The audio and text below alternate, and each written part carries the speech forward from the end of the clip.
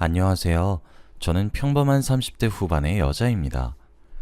여기에서 올라오는 사연들을 읽으면서 정말 많이 놀라곤 하는데요. 제가 겪었던 일이 세상에서 제일 소름 돋고 무서운 줄 알았는데 여러분들도 엄청난 인생을 사셨더라고요. 그런데도 저는 아직까지 저에게 일어났었던 일이 가장 무서웠다고 생각합니다. 다들 저의 이야기를 들으시면 화들짝 놀라실 게 분명해요.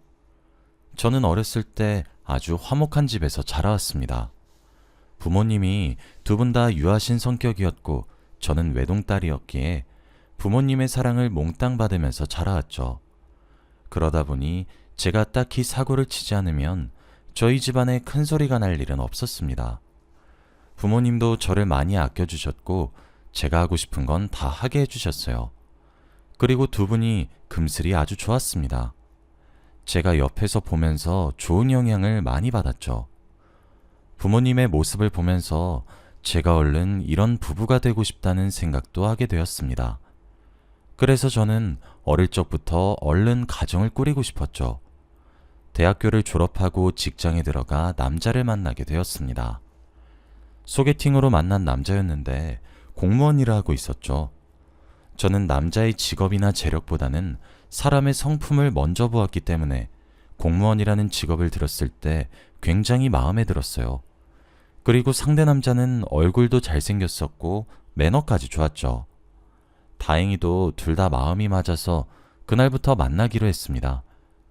저희는 연애를 얼마 하지 않았지만 정말 운명의 상대를 만난 것 같았어요. 하루하루가 행복했고 하늘이 이어준 인연이라고 생각될 만큼 잘 맞았죠. 사소한 거 하나하나까지 너무 정확히 맞으니까 쌍둥이가 아닐까 싶었습니다. 이런 날이 매일 반복되다 보니 자연스럽게 결혼 이야기도 오갔던 것 같아요. 남자친구는 되게 담백하게 저에게 청혼을 했고 저는 당연히 받아주었습니다. 그런데 저희 집에 자주 놀러왔던 남자친구에 비해 저는 한 번도 남자친구 부모님을 뵌 적이 없어요. 그래서 정보도 없고 혹시라도 저를 싫어하시면 어쩌나 싶었습니다. 남자친구가 저희 집에 올 때마다 꼭 하는 말이 있어요. 나도 너희 부모님 같은 부모님이 있었으면 좋겠다. 저는 워낙 화목하고 부모의 사랑을 많이 받고 자라서 그런지 가족에 대한 정이 깊어요. 그런데 남자친구는 저에게 한 번도 부모님에 대한 이야기를 한 적도 없고 그닥 부모님과 친하지 않다고 하더라고요. 자세히 들어보니 가끔씩은 친아들이 맞는지 의심스러울 정도라고 합니다. 저는 어떻게 부모가 그럴 수 있냐며 남자친구의 말을 장난으로 넘겼어요.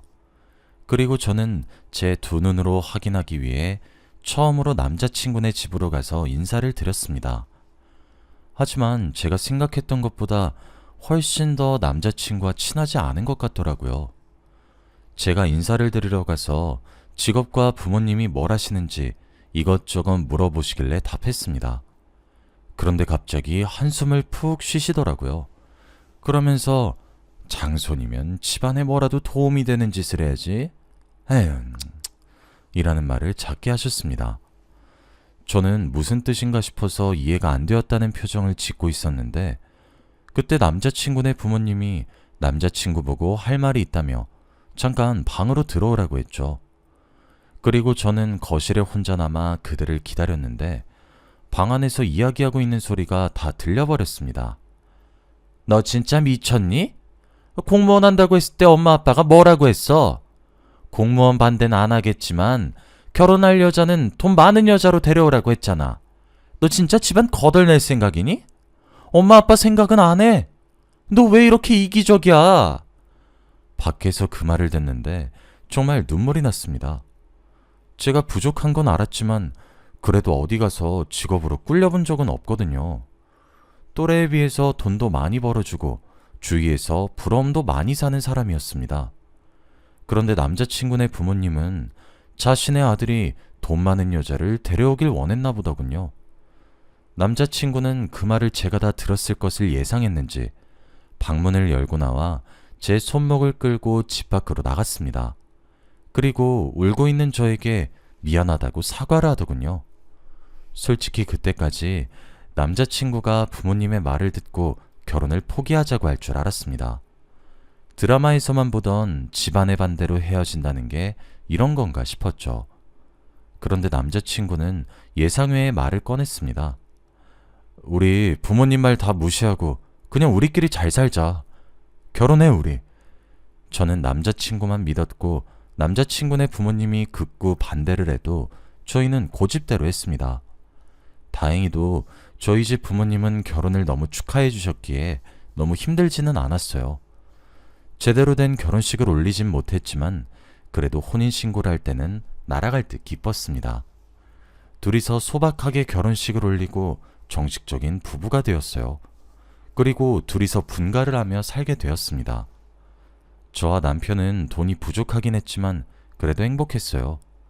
시작부터 지원받은 거 하나도 없이 오로지 저희 돈으로 시작을 해서 가난하긴 했죠. 그래서 이 사람과 부부가 되어 안정적인 생활을 한다는 것 하나만으로 좋았습니다. 그런데 결혼을 하고 나서 시댁의 인연은 끊지 않았어요. 저와 남편은 계속해서 지금이라도 시부모님의 마음을 돌리기 위해 정말 노력했습니다. 특히 남편이 정말 힘들어했어요. 남편은 부모의 연은 끊지 못하는지 계속해서 시댁에 연락을 드리더라고요. 버는 돈이 얼마 되지는 않았지만 티끌모아 태산이라며 꼬박꼬박 용돈을 보내드렸고 안부 연락도 계속 드렸지만 무시하셨어요. 돈은 계속 받으셨지만 저희 연락은 받지 않으셨죠. 저와 남편이 이렇게 잘 살고 있는데도 마음을 돌리지 않으니 너무 속상했어요. 그렇다고 돈을 다시 돌려주는 것도 아니고 다 쓰시면서 연락을 안 받으시니까 당황스럽기도 했습니다. 저희가 시댁 때문에 마음고생도 하고 힘들어하는 것을 아니까 친정 부모님께서 많이 도와주셨어요. 연락도 2배로 많이 해주시고 자주 찾아오셨거든요. 그리고 남편한테 장모님, 장인어른 그 이상으로 대해주었습니다. 남편은 결혼하고 나서 저에게 나 장모님, 장인어른한테 부모님의 사랑을 느끼는 것 같아 라고 했고 남편은 저희 부모님이 가끔씩 정말 친부모님 같다고 했죠. 저도 남편이 저희 부모님 덕분에 평생 받지 못했던 부모의 사랑을 받는 느낌이 들었다는 게 너무 다행이라고 생각했습니다. 시댁의 문제만 아니면 그래도 나름 행복한 편이었어요. 저희가 다른 부부에 비해서 대출도 하지 않았고 저축도 꽤 많이 하는 편이라 돈도 금방 모였고 부부의 금슬도 좋았으니 남부러울 거 없었죠. 이 사람과 평생 함께 할 수 있다는 거 하나만으로 하루하루를 살아가는 원동력이 되었습니다. 저희는 오랫동안 행복할 줄 알았고 아무런 일이 안 생길 줄 알았어요. 그런데 역시 사람은 방심을 하면 안 되나 봅니다. 저희 부부는 항상 저녁밥을 같이 먹어요. 퇴근 시간도 비슷하고 집에 먼저 도착한 사람이 저녁밥을 준비합니다. 그런데 그날은 제가 남편보다 일찍 퇴근을 하고 집에 도착했고 저녁 준비를 했죠. 준비를 하면서도 남편이 이쯤 되면 집에 올 시간이 되었는데 올 기미가 안 보이더라고요. 연락을 해도 전혀 받지 않았고 저녁 식사를 다 차리고 식탁에 앉아서 기다리는데도 오지 않았죠. 수십 통의 전화와 문자를 해도 답장이 없으니 답답했습니다. 그렇게 해가 졌고 저는 화가 나서 밥을 먹지도 않았어요. 끝까지 식탁에 앉아 남편을 기다리는데 전화가 오더군요. 남편인가 싶어서 급히 받아보니 모르는 사람이었습니다. 전화기 너머로 그 사람은 지금 남편분이 많이 다치셨거든요? 지금 당장 병원으로 오세요? 라고 했죠. 순간 심장이 미칠 듯이 빨리 뛰었고 신발도 제대로 못 신은 채 병원으로 갔습니다. 그리고 병원에 도착했더니 남편은 수술 중이었고 간호사에게 제대로 된 이야기를 들어보니 교통사고라고 했죠. 버스를 타고 오다가 큰 화물 트럭에 부딪히는 사고가 발생해서 오중 추돌 사고가 일어났다고 합니다. 저는 울면서 수술실 밖에서 남편을 기다렸죠. 그리고 연락을 받고 시부모님이 오셨습니다. 수술실 앞에서 울고 있는 저를 보자마자 시어머니가 제 뺨을 내리치셨어요.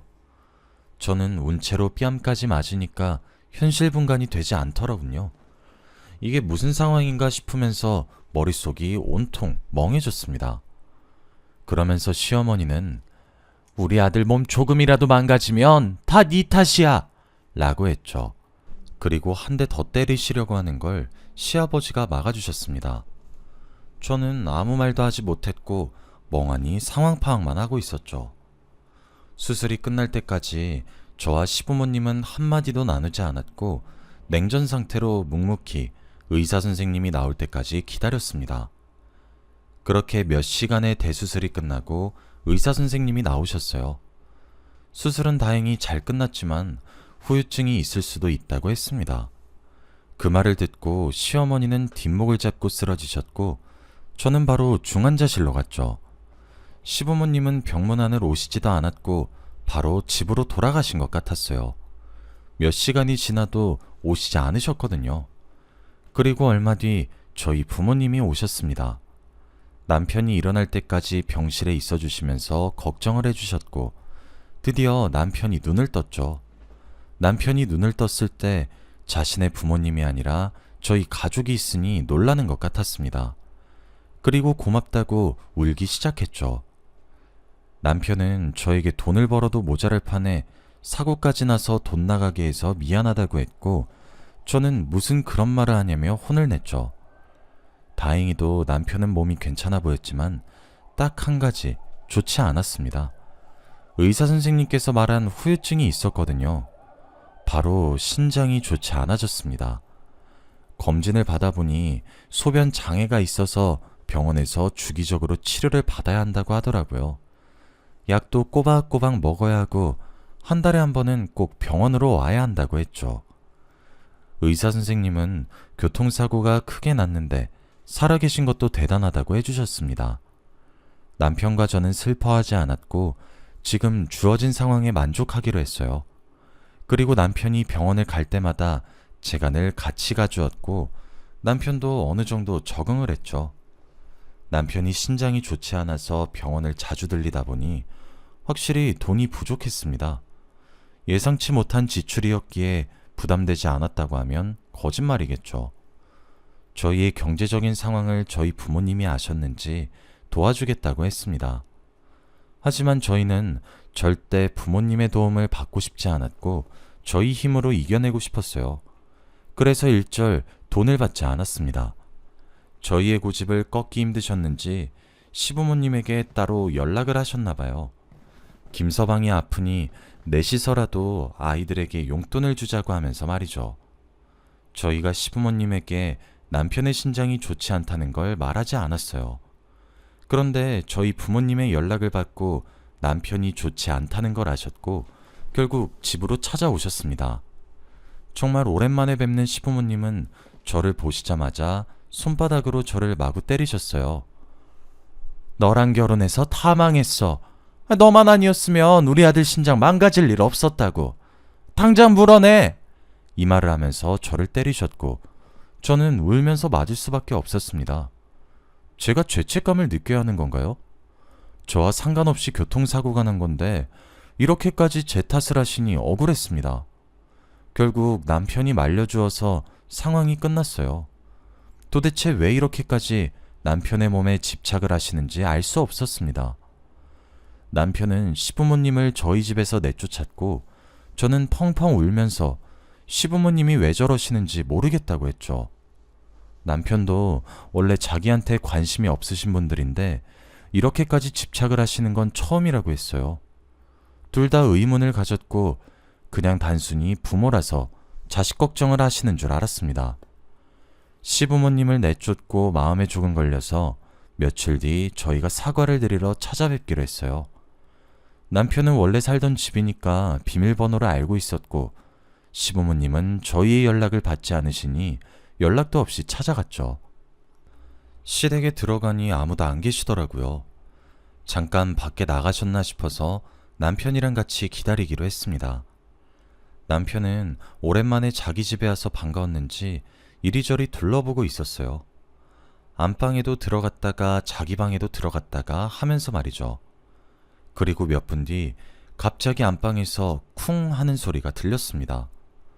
저는 너무 놀라서 안방으로 달려갔고 남편은 쓰러져 있었어요. 남편의 손에는 서류가 쥐어져 있었는데 그 서류가 뭔지 확인할 틈도 없었고 저는 바로 신고를 했죠. 얼마 뒤 구급차가 와서 남편을 후송시켰고 남편의 손에 쥐어진 서류는 급하게 제 가방에 넣었습니다. 남편은 심장마비가 왔었고 생사가 오가는 상황이었어요. 긴급하게 수술을 했고 저는 또다시 수술실 앞에서 울면서 남편을 기다렸습니다.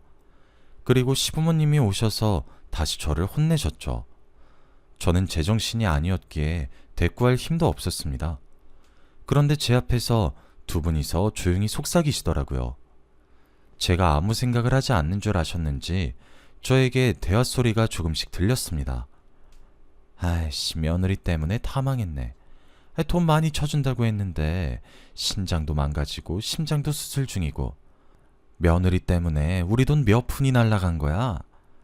그 말을 듣는데 저는 도저히 이해가 되지 않았습니다. 오로지 머릿속에는 남편이 제발 목숨이라도 살아서 나오길 바라고 있어서 대화를 듣기만 하고 깊은 생각은 하지 않았던 것 같아요. 그때 의사 선생님이 나오셨는데 표정이 좋지 않았습니다. 목숨을 살리긴 했지만 지금 생사로 오가는 상황이라 더 지켜봐야 한다고 했죠. 저는 정말로 미친 듯이 눈물이 났고 남편이 이대로 가다 죽는 건 아닌가 싶었습니다. 시부모님은 의사의 말을 듣고 저를 다시 때리기 시작했고 시부모님을 막았던 건 의사 선생님이었습니다. 의사 선생님도 막다가 같이 맞으셨고 네가 옆에 있으니까 우리 아들 몸이 다 망가지잖아. 그러니까 어른들이 결혼하지 말라고 했을 때 하지 말았어야지. 이 말을 내뱉고 사라지셨고 의사 선생님께 죄송하다고 사과를 드렸습니다. 그리고 저는 남편의 병실에서 열심히 간병을 했어요. 몸도 제대로 못 움직이고 말도 제대로 못하는 남편을 보는데 정말 가슴이 미어졌습니다. 저 혼자 있었으면 감당하기 힘들었을 텐데 다행히도 친정부모님이 늘 옆에 있어 주어서 한결 나았죠. 그리고 제가 새벽에 부모님을 보내고 저 혼자 남편을 간병하고 있었습니다. 남편 옆에서 저도 모르게 잠이 들었죠. 그런데 갑자기 뒤에서 누군가 속닥속닥 이야기를 하고 있더라고요. 옆자리 사람인가 싶었지만 목소리가 익숙했어요. 저는 두 눈을 감고 두 사람의 이야기를 몰래 들었습니다. 그런데 대화 내용이 정말 충격적이었어요. 이제 얘 몸에서 쓸 수 있는 게 없어. 우리한테 도움이 되는 게 하나도 없어 진짜. 그러니까 내가 처음부터 귀여운 딸로 데리고 오자고 했잖아. 그런데 당신이 아들이 집안을 먹여 살릴 거라고 고집 피워서 아들을 데리고 왔는데 돈도 못 벌고 몸도 다 망가지고 키운다고 또 얼마나 많은 돈을 낭비했는데 남의 자식 이렇게 키운 게 평생의 한이다. 아이고 돈 아까워. 뒤에서 말하는 사람은 누가 봐도 시부모님이었고 저는 이게 무슨 말인가 싶었죠. 그리고 마지막으로 아이고 김 실장한테 뭐라고 말해. 내가 가져간다고 자신만만하게 말했는데 라고 했습니다. 저는 그 순간 온몸에 소름이 끼쳤고 말이 나오지 않았죠. 두 분은 그 말을 하고 병실을 나가셨고 저는 다시 머릿속으로 생각을 했습니다. 시부모님의 말에 의하면 제 남편은 그들의 친자식이 아니고 입양한 거죠. 그때 저는 순간 남편이 쓰러지기 직전에 보고 있던 서류가 떠올랐고 가방에 넣어두었던 그 서류를 열어보았는데 정말 충격적이었습니다. 장기 기증에 대한 서류들과 입양 서류들이었거든요. 남편은 아마 그 서류를 보고 너무 놀라서 심장마비가 온 것이 아닐까 싶었습니다. 지금 이렇게 말도 못하고 제대로 움직이지 못하는 남편이 마음속으로 얼마나 힘들까요? 평생 자신의 친부모인 줄 알았던 사람이 남이라는 사실도 너무 놀라울 텐데 그걸 팔아서 돈을 벌려고 했던 사람들인 것을 알면 너무 무서웠겠죠. 남편이 너무 불쌍했고 얼른 몸이 회복되었으면 좋겠다고 생각했습니다. 그리고 다음날 시부모님이 찾아오셔서 그만 남편을 보내라고 했어요. 미련하게 다 죽어가는 사람 붙잡고 있지 말고 그만 장례를 치르라고 했죠. 저는 절대 그럴 수 없다고 못을 박았고 예상외로 고집을 피우는 저를 보고 당황해 하셨어요. 그리고 독하네. 마음에 드는 구석이 하나도 없어. 라고 하며 병실을 나가셨고 저는 묵묵히 남편의 옆에 있었습니다. 그 뒤로 시부모님은 연락이 끊기셨고 친정 부모님과 저는 기적을 바라고 있었어요. 의사 선생님도 가망이 없진 않다고 하셨고 기다려보자고 했죠. 그런데 신이 정말로 있는 건지 남편은 기적적으로 회복했습니다. 의사 선생님도 남편에게 평생 쓸은 다 쓴 거라고 했고 그동안 착하게 살아서 그렇다고 했죠. 남편은 열심히 회복을 했고 퇴원을 하고 나서 본격적으로 그들을 신고하기로 했습니다. 남편은 입원하는 내내 이를 갈았어요. 목숨 바쳐서 복수를 하고 싶다고 했죠. 제가 들고 있던 장기기증 서류를 바탕으로 경찰에 신고를 했고 바로 잡혔습니다. 그 서류를 저희가 들고 있다는 거에 굉장히 놀라더군요. 절대 합의를 해주지 않았고 바로 고소를 했습니다. 결국 재판까지 가게 되었고 그들은 정말로 감옥에 갈 것 같으니 그제서야 사과를 하더군요. 속이 뻔히 보이는 행동을 하니까 더 악랄하게 복수하고 싶었습니다. 저희는 변호사까지 선임해서 소송을 이기려고 했고 다행히도 승소를 했죠. 그리고 그들은 징역형을 살게 되었습니다. 남편은 한때 자신이 정말 친부모라고 생각했던 사람을 고소하고 감옥까지 들어가게 했으니 아마 마음이 이만저만이 아닐 거예요. 그만큼 제가 옆에서 많이 도와주어야겠죠. 지금 생각해봐도 어떻게 그런 검은 속내를 몇십 년간 숨겼나 싶습니다.